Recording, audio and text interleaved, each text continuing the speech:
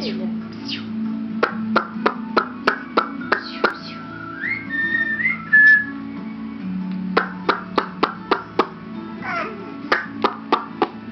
Linda! E o sucesso das brasileiras fez um vídeo remexendo nossos arquivos atrás de outras possíveis protagonistas da série. Faz, mãe. Faz. Faz.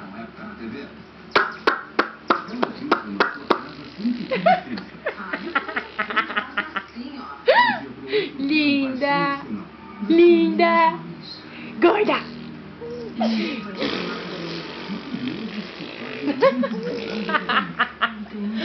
Ai, que menina! Prepare-se para uma viagem inesquecível pelo universo das mulheres mais poderosas da ficção. Isso se chama de atração moléstia. Vem aí, as brasileiras do Pimpim. Você vai conhecer mulheres corretas que não levam desaforo para casa, como Porcina, a viúva dessa dança, que conseguiu a façanha de ser aquela que foi sem nunca ter sido.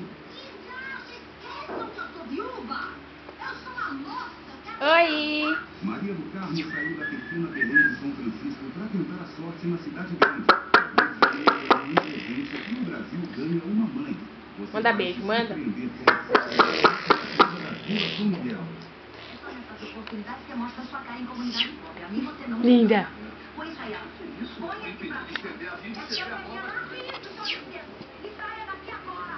Uma jovem cabritinha de nome Tieta fascinava os homens de sua cidade. Escorraçada, ela retorna triunfante anos depois. O Nordeste que se cuide, porque a vingativa de Santana do Agreste está de volta. Linda! Linda! As mocinhas que me disputam mostram que ela é mal acessada. Ela ameaça a família e faz qualquer coisa para subir na vida. Linda! O curioso é que você Linda! se divertir com essa Vou pegar! Ela é apaixonada. Vou pegar essa menina! Mas acabou de pudesse me enganar. Faz! Parece uma pessoa sincera.